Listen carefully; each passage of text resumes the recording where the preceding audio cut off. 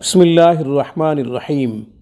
ناظرین، آج کی گفتگو میں خونی بواسیر کے لیے، خونی اور بادی دونوں طرح کی بواسیر کے لیے ایک قرآنی عمل آپ کی خدمت میں پیش کرنے کی سعادت حاصل کرتا ہوں۔ جو مریض خونی بواسیر میں مبتلا ہے یا بادی بواسیر میں مبتلا ہے، دونوں کے لیے یہ عمل مبارک عمل ہے، یہ عمل مجرب ہے، بہت ہی نایاب ہے۔ میں نے سورہ بقرہ سے 3 آیات لی ہیں، آیت نمبر 127، آیت نمبر 128، آیت نمبر 129۔ ان آیات کی تلاوت کر دیتا ہوں، پھر طریقہ بتا دیتا ہوں۔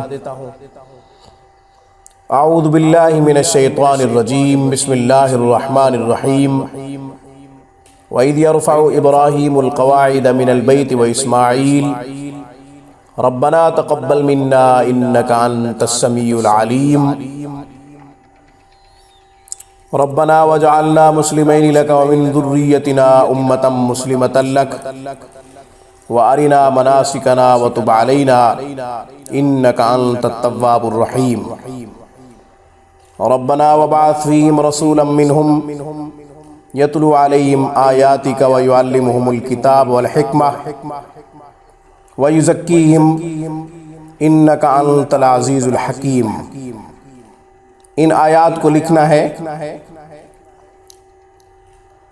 چینی کی پلیٹ کے اوپر عرق گلاب اور زعفران سے۔